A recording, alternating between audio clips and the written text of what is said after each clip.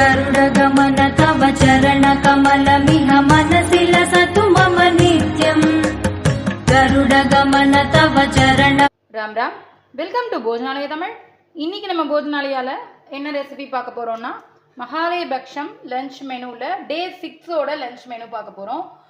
So வந்து டே 6 சனிக்கிழமை அன்னைக்கு பண்ணக்கூடிய மெனு.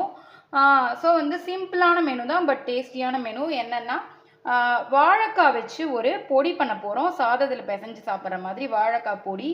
அதுக்கப்புறம் கொட்டு ரசம், அதாவது கொட்டு ரசம்னு சொல்லுவா, அதாவது எல்லாத்தையும் ஒன்றா அள்ளி போட்டு ஈஸியாக சிம்பிளாக பண்ணக்கூடிய ஒரு ரசம். அதுக்கப்புறம் அவரைக்காய் தேங்காய் போட்ட கறி. இதுதான் இன்னையோட மெனு. ஸோ வந்து இது எப்படி பண்ணுறதுன்னு ஒன் பை ஒன் பார்க்கலாம். நான் வாழைக்காய் நல்ல அதாவது கெட்டியமான வாழைக்காயாக, பழுக்காத காயாக, நல்ல திக்கான வாழைக்காயாக எடுத்துட்டு தோலை சீவிட்டு இந்த மாதிரி நம்ம வறுவல் கறிக்கு கட் பண்ணுற மாதிரி ஸ்லைஸ் பண்ணி வச்சுட்டுருக்கேன். அவரைக்காய் தேங்காய் போட்ட கறி பண்ணுறதுக்கு பொடி பொடியாக நறுக்கிட்டு மேலாப்பில் கொஞ்சம் பயத்தம்பருப்பு ஊற வச்சு அதையும் இதில் புழிஞ்சு போட்டு பெசரி வச்சுட்டுருக்கேன். ரசத்துக்கு 2 தக்காளியும் பச்சை மிளகாயும் கட் பண்ணி போட்டுருக்கேன். இப்போ இது எப்படி பண்ணுறதுன்னு ஒன் பை ஒன்னாக பார்க்கலாம்.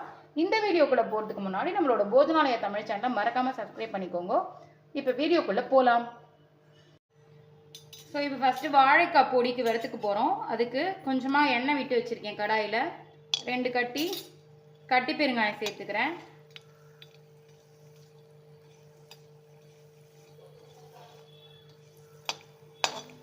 பெருங்காயம் பொரியட்டும்.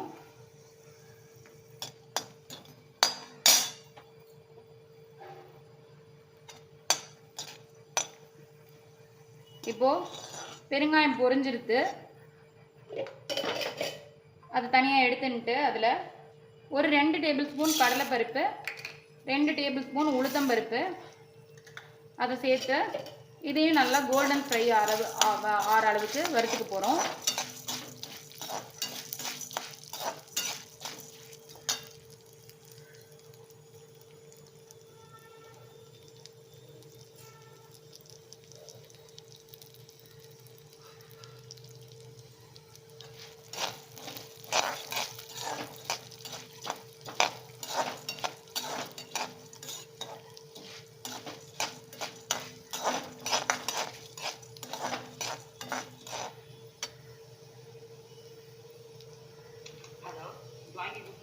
பிராட்டிஸ்ரா சமையல்லாம் இல்லையா? கீழே அவ போய் எடுத்துக்க மாட்டா மம்மி. சரி. ஸோ இதையும் கோல்டன் ஃப்ரை ஆகிற அளவுக்கு நம்ம வறுத்துக்கணும். இதுலையே காரத்துக்கு தேவையான 2 வாழைக்காய் எடுத்துன்னு இருக்கோம். ஸோ அதுக்கு ஒரு 8-10 மிளகா, உங்களுக்கு எவ்வளோ காரம் வேணுமோ அதுக்கு ஏற்ற மாதிரி பார்த்து எடுத்துக்கோங்க. மிளகா வத்தலையும் அதில் போட்டு ஒரு பெரட்டிக்க போகிறோம். ஸோ இது வறுப்பட்டுருச்சு. இதையும் மிக்ஸி ஜாருக்கு ட்ரான்ஸ்ஃபர் பண்ணிடலாம். இப்போ இதே இழுப்பு சட்டியிலேயே இன்னும் கொஞ்சம் எண்ணெய் விட்டுருக்கேன் நான். எண்ணெய் காஞ்ச உடனே நம்ம இந்த கட் பண்ணி வச்சுருக்க வாழைக்காயை அப்படியே வறுத்து எடுத்துக்க போகிறோம். இதில் வேறு எதுவுமே போடக்கூடாது. வெறும்னா வாழைக்காயை நம்ம வறுத்து எடுத்துக்க போகிறோம். அதாவது ஒரு ஃப்ரைன்னு வச்சுக்கோங்களேன். இந்த வாழைக்காய் வந்து வேகிற அளவுக்கு தண்ணியெல்லாம் ஊற்றக்கூடாது. ஜஸ்ட்டு எண்ணெயில் அப்படியே நல்லா ஃப்ரை பண்ணி எடுத்துக்க போகிறோம். இதை பொடி ஆகிற அளவுக்கு நம்ம ஃப்ரை பண்ணிக்கணும். ஒரு 5-10 நிமிஷம் வச்சுருந்தோம்னா அது அப்படியே ஃப்ரை ஆகிடும். ஃப்ரை பண்ணி எடுத்துட்டு நான் உங்களுக்கு காமிக்கிறேன். இப்போ இந்த வாழைக்காய் அது பாருங்க, உங்களுக்கு எல்லாமே ஒவ்வொரு வாழைக்காயும் ஒவ்வொரு பீஸும் தனித்தனியாக நல்லா ரோஸ்ட் ஆகிருக்கும்.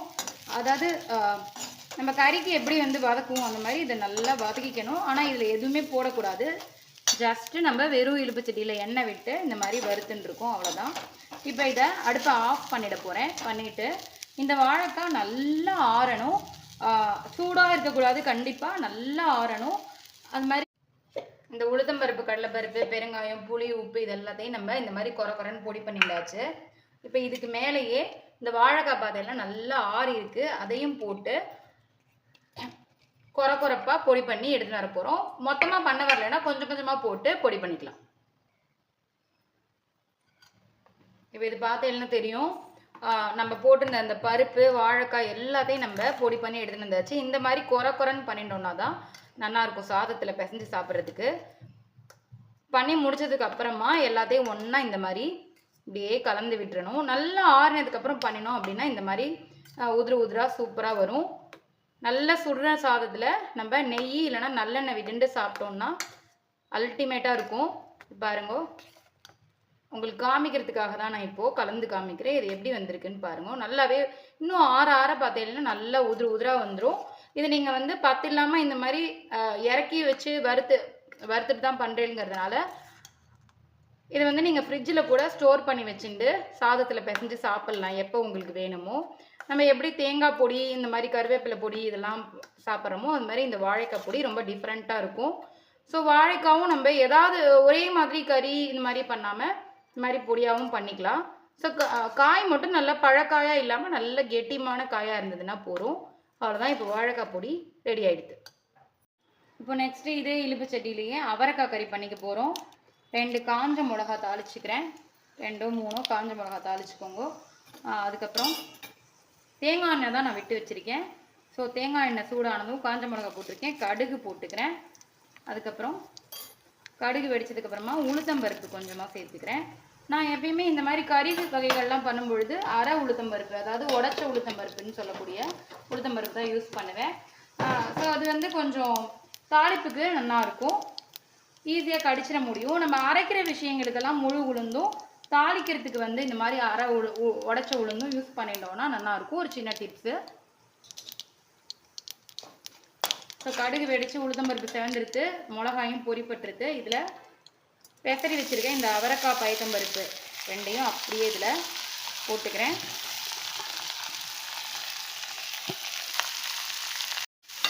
இது அப்படியே ஒரு பெரட்டிட்டு 2 நிமிஷம் வதக்கிட்டு அதுக்கப்புறம் ஜலம் தெளித்து நம்ம வேக விட போகிறோம். ஈஸியாக பண்ணிடலாம். இந்த மாதிரி நம்ம பொடியாக நறுக்கி வச்சுட்டு பாசிப்பருப்பையும் இதில் போட்டு பெசரி வச்சுட்டோம் அப்படின்னா அவரைக்காய் கறி நல்லா ஒத்தாப்பில் அந்த பாசிப்பருப்போடு சேர்ந்து வெந்து ரொம்ப டேஸ்ட்டாக இருக்கும். அது மாதிரி கறி வகைகள்லாம் பண்ணும்பொழுது தேங்காய் எண்ணெயில் தாளிச்சிட்டோம், அதாவது இந்த மாதிரி தேங்காய் போட்ட கறிலாம் பண்ணும்பொழுதுனா அதுவும் ரொம்ப நல்லாயிருக்கும். இப்போ 2 நிமிஷம் வதங்கட்டும்.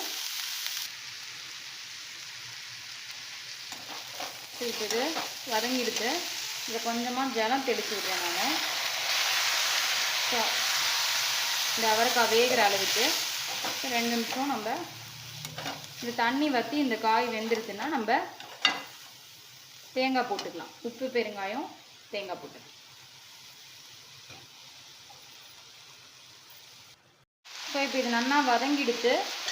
இதில் நம்ம ஆரம்பத்தில் உப்பு போடல, இது நல்லா குன்னினதுக்கப்புறமா போடுவேன் நான் எப்பயுமே. அதனால் அதாவது வெந்து குறைஞ்சி வந்ததுக்கப்புறமா அதுக்கு ஏற்ற தேவையான அளவு சால்ட்டு, ஏன்னா அவரைக்காய் உப்பு தாங்காது. ஸோ அதுக்கு உப்பு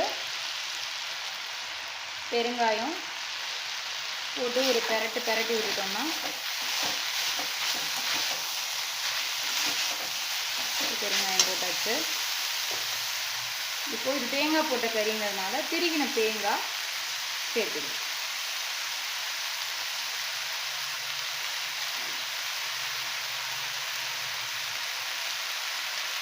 அதான் இதே ஒரு கலந்து விட்டோம்னா சூப்பராக அவரைக்காய் தேங்காய் போட்ட கறி ரெடி ஆகிடுச்சு. அவ்வளோதான். இப்போ இது நல்லா தேங்காயோட பச்சை ஸ்மெல்லு போயிடுது. அடுப்பை ஆஃப் பண்ணிவிட்டு இதை வேற ஒரு பாத்திரத்துக்கு மாற்றிட்டோம்னா அவரைக்காய் கறி ரெடி ஆகிடுச்சு. இப்போது கொட்ரசம் பண்ண போகிறோம். கொட்ரசத்துக்கு என்ன பண்ண போகிறோம்னா 2 தக்காளி நான் ஆல்ரெடி இந்த மாதிரி பொடி பொடியாக கட் பண்ணி சேர்த்துட்டுருக்கேன். ஈயசோம்பில் தான் நான் பண்ண போகிறேன். ரொம்பவே ஈஸி, 5 மினிட்ஸில் பண்ணக்கூடிய ஒரு ரசம், ஆனால் டேஸ்ட்டாக இருக்கும் ரொம்ப. ஸோ இந்த தக்காளி இந்த மாதிரி பொடி பொடியாக நறுக்கி போட்டுருக்கேன். 2 பச்சை மிளகாயும் அதில் போட்டுருக்கேன். இதில் இந்த தக்காளியும் நல்லா கையால் ஃபஸ்ட்டு மசிச்சு விட்டுக்கிறேன். மசிச்ச இதில் மஞ்சள் பொடி, as usual நம்ம ரசத்துக்கு மஞ்சள் பொடி சேர்த்துக்கலாம். அதுக்கப்புறம் ரசப்பொடி 1 டேபிள் ஸ்பூன் ரசப்பொடி. அதுக்கப்புறம் வாசனைக்கு கட்டி பெருங்காயம். அதுக்கப்புறம் தக்காளி பச்சை மிளகாய் சேர்த்தாச்சு, உப்பு பெருங்காயம் ரசப்பொடி சேர்த்தாச்சு, தேவையான அளவு உப்பையும் இதில் போட்டுட்டு உங்களுக்கு புளிப்பு எவ்வளோ வேணுமோ அதுக்கு ஏற்ற மாதிரி புளி ஜலம் நான் கரைச்சி வச்சுருக்கேன். எனக்கு ஏற்ற புளிப்புக்கு நான் கரைச்சி வச்சுருக்கேன். உங்களுக்கு எவ்வளோ வேணுமோ அதுக்கு ஏற்ற மாதிரி கரைச்சிக்கோங்க. அதையும் விட்டாச்சு. இப்போ இது எல்லாத்தையும் ஒன்றா மிக்ஸ் பண்ணிவிட்டு இதை அப்படியே ஒரு கொதிக்க விட்டு நம்ம இறக்க போகிறோம். இப்போது ரசத்தை அடுப்பில் ஏற்றியாச்சு. இதை ஒரு 5 நிமிஷம் நம்ம பச்சை ஸ்மெல் போக கொதிக்க விட போகிறோம். இப்போது ரசம் பச்சை ஸ்மெல் போக நல்லா கொதிச்சிருத்து. இப்போ இதை விளாவிக்க போகிறோம். இதுக்கு பருப்பு ஜலம்லாம் எதுவுமே கிடையாது. அதனால தான் நம்ம இதை எல்லாத்தையும் அள்ளி போட்டு ஈஸியாக பண்ணுறதுனால கொட் ரசம்னு சொல்கிறோம். ஸோ இதுக்கு பருப்பு ஜலம் கிடையாது. ஜஸ்ட்டு தண்ணி மட்டும் நான் ஊற்றி விளாவிக்கிறேன். இது ஒரே ஒரு லைட்டாக ஒரு நுர பொங்கி வரும்பொழுது ஆஃப் பண்ணிவிட்டு தாளிப்பு சேர்த்துக்க போகிறோம். இதுக்கு ஒரே ஒரு குட்டி பீஸ் வெல்லம் சேர்த்துக்கிறேன். இது நுரைச்சி வரட்டும் காமிக்கிறேன். இது பாருங்க நல்லா நுரைச்சி வருது. இப்போ இதில் வந்து நெய்யில் ரசத்துக்கு கடுகும் ஜீரகமும் தாளித்து கொட்ட போகிறோம். ஆல்ரெடி நம்ம கருவேப்பிலை கொத்தமல்லி எல்லாமே போட்டாச்சு. ஸோ சிம்பிள் ரசம். இந்த சொம்பு துணி பிடிச்சி தான் மெதுவாக இறக்கணும். இடுக்கி போட்டோன்னா இதோட ஷேப் வந்து மாறிடும். ஸோ மெதுவாக துணி பிடிச்சி இறக்கிட்டு தாளிப்பு போடுறேன். ஸோ நெய் விட்டு வச்சுருக்கேன். கடுகு கொஞ்சமாக போட்டுக்கிறேன். அஸ் யூஷுவல் நம்ம ரசத்துக்கு நெய்யில் தான் கடுகு ஜீரகம் தாளித்து கொட்டுவோம். ஸோ கடுகு வெடிச்சதுக்கப்புறமா ஜீரகம், அவ்வளோதான். அப்படியே இதில் சேர்த்து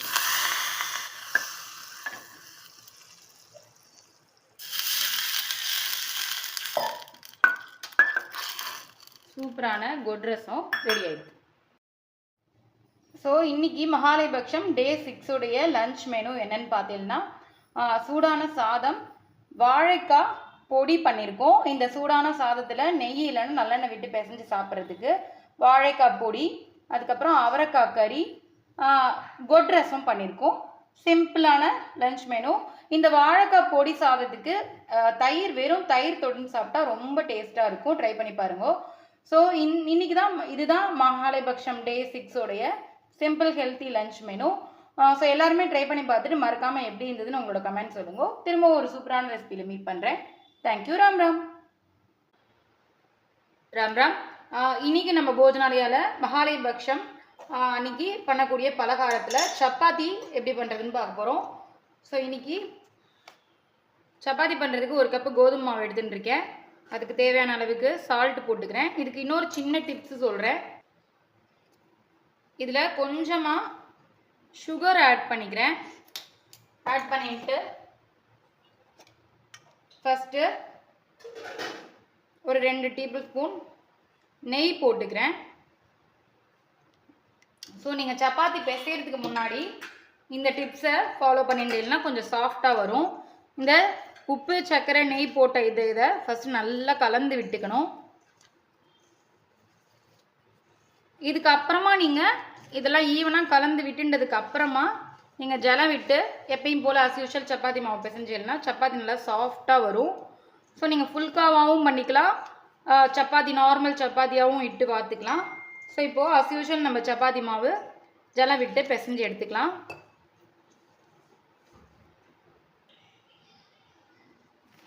இப்போது இது நல்லா பிசைஞ்சுண்டாச்சு பாருங்க. சூப்பராக நல்லா அடித்து பிசைஞ்சுண்டாச்சு. மேலாப்பில் கொஞ்சமாக நான் நெய் மட்டும் தடவிக்கிறேன். ஸோ இதை வந்து நல்லா ஒரு 1/2 hour ஊறட்டும். அதுக்கப்புறமா நம்ம சப்பாத்தி நெக்ஸ்ட் டே நம்ம சப்பாத்திக்கு சைட் டிஷ் பண்ண போகிறோம். ஒரு ஈஸியான சிம்பிளான அதே சமயம் டேஸ்டியான சைட் டிஷ் என்னன்னு பார்த்தீங்கன்னா கடாயில் கொஞ்சமாக கடலை எண்ணெய் ஆல்ரெடி நான் ஊற்றி வச்சுருக்கேன். எண்ணெய் காஞ்சுன்னு இருக்கு. இப்போது இதில் கடுகு வெடிச்ச உடனே கொஞ்சம் கடலைப்பருப்பு, அதுக்கப்புறம் உளுத்தம்பருப்பு தாளிச்சுக்கணும். இதெல்லாம் பொரிஞ்ச உடனே வாசனைக்கு பெருங்காயம் சேர்த்துக்கிறேன். நெக்ஸ்ட்டு பொடியாக நறுக்கின பச்சை மிளகா,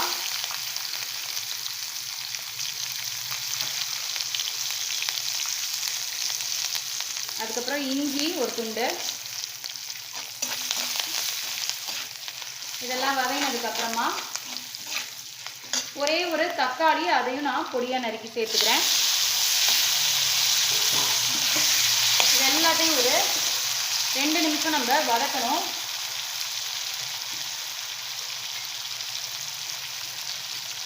கொஞ்சமாக மஞ்சள் பொடி சேர்த்துக்கிறேன்.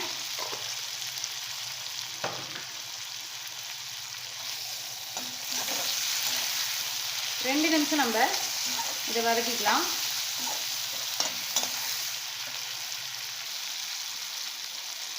இப்போ இது வதங்கின்னு இருக்க அந்த கேப்பில் நம்ம என்ன பண்ண போகிறோம்னா, இந்த மாதிரி 1 கப்பு கடலை மாவு எடுத்து அதை ஒரு பாத்திரத்தில் சேர்த்துக்கிறேன். அதுக்கு எந்த கப்பால் கடலை மாவு எடுத்தோமோ அதே கப்பால் 4 கப்பு தண்ணி ஊற்றி கட்டி இல்லாமல் கரைச்சி எடுத்துகிட்டு போகிறோம். திரும்பவும் சொல்கிறேன், 1 கப்பு கடலை மாவுனா ஒரு 4-4.5 கப்பு தண்ணி கூட எடுத்துக்கலாம். எடுத்துட்டு அந்த கடலை மாவில் போட்டு நல்லா கரைச்சி எடுத்துகிட்டு வர போகிறோம்.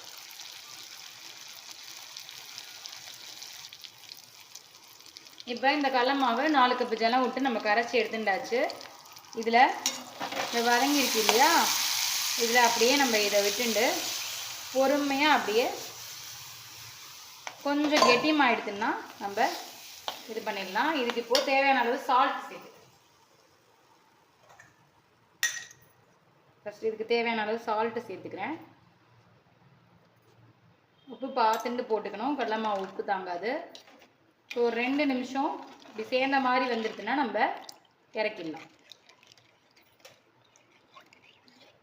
பாருங்க, போட்டோன்னே நீர்க்க இருக்கிற மாதிரி இருக்கும். 2 நிமிஷத்தில் அதுவே கூழ் மாதிரி அப்படியே கெட்டி ஆகிட்டு சேர்ந்த மாதிரி வந்துடும். ஸோ அந்த ஸ்டேஜில் நம்ம இறக்கிடலாம். இது பாருங்க, இப்போது அப்படியே கெட்டியாக ஆரம்பிச்சிருது. இன்னும் கொஞ்சம் ஜலம் வேணும்னா கூட நம்ம விட்டுக்கலாம். அது உங்களோட கன்சிஸ்டன்சியை பார்த்துட்டு விட்டுக்கோங்க. இப்போ இந்த ஸ்டேஜில் அடுப்பை ஆஃப் பண்ணிடணும். ஆஃப் பண்ணிவிட்டு இது ஓரளவுக்கு சூடு ஆறினதுக்கப்புறமா புளிப்புக்கு ஏற்ற மாதிரி ஒரு லெமனோ 1.5 லெமனோ இல்லை 1/2 லெமனோ உங்களுக்கு எவ்வளோ புளிப்பு வேணுமோ புழிஞ்சுட்டேல் அப்படின்னா சூப்பரான கடலை மாவு சட்னி ரெடி ஆகிடும். இதில் கொஞ்சம் பச்சை கொத்தமல்லியும் பொடி பொடியாக நறுக்கி சேர்த்துக்கிறேன். இதை ஆறட்டும், நான் உங்களுக்கு லெமன் பிழிஞ்சு காமிக்கிறேன். இப்போது இந்த சட்னி நல்லா ஆறிடுத்து. இதில் நான் ஒரு லெமன் விதையை எடுத்துகிட்டு இந்த மாதிரி புழிஞ்சிக்க போகிறேன். புளிப்பு உங்களுக்கு எவ்வளோ வேணும்னு பார்த்துட்டு புழிஞ்சுக்கோங்க. பட் இது கொஞ்சம் புளிப்பாக இருந்ததுன்னா தான் நல்லாயிருக்கும். ஸோ உங்களுக்கு பிடிக்கல அப்படின்னா கொஞ்சம் கம்மியாக புழிஞ்சிக்கலாம். நான் கரெக்டாக இந்த அளவுக்கு ஒரு லெமன் முழுசாக அப்படியே புழிஞ்சிட்டு சேர்த்துக்கிறேன். இது அப்படியே நல்லா கலந்து விட்டுட்டோம் அப்படின்னா சூப்பரான கடலை மாவு சட்னி ரெடி ஆகிடும். இப்போ நம்ம பிசைஞ்சு வச்ச மாவு, சப்பாத்தி மாவு நல்லா ஊறிடுத்து. இதுலேருந்து நான் உங்களுக்கு ஒரு 2 இட்டு காமிக்கிறேன். பாருங்க, நல்லா சாஃப்டாக வந்திருக்குன்னு. சூப்பராக. சப்பாத்தி எப்பயுமே கொஞ்சம் மெல்லிசாகிடணும். நீங்கள் பூரிக்கு இடுறதா இருந்தால் கொஞ்சம் கனமாகிடணும்.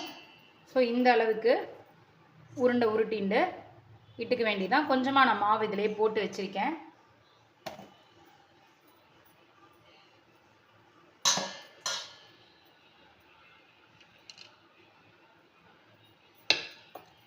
ஸோ இந்த மாதிரி இல்லை சாஃப்டான சப்பாத்திஸாக வரணுன்னா கொஞ்சம் மெல்லிஸாக இட்டுட்டோன்னா நல்லா வரும்.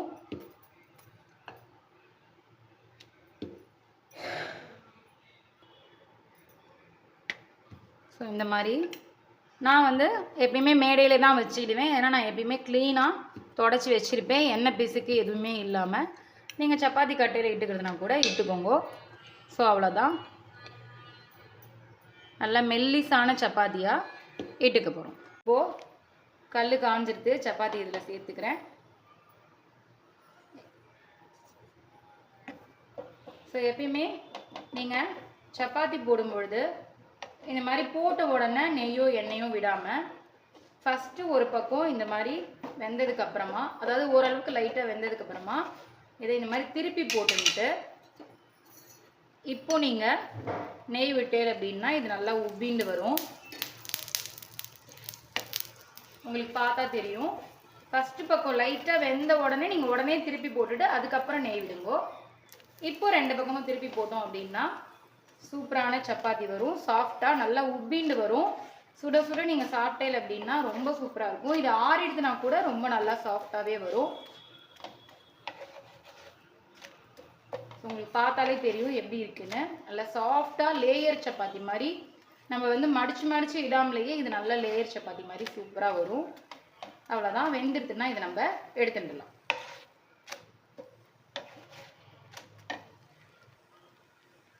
ஸோ இதை எடுத்துன்றேன். இன்னொன்று போட்டு காமிக்கிறேன்.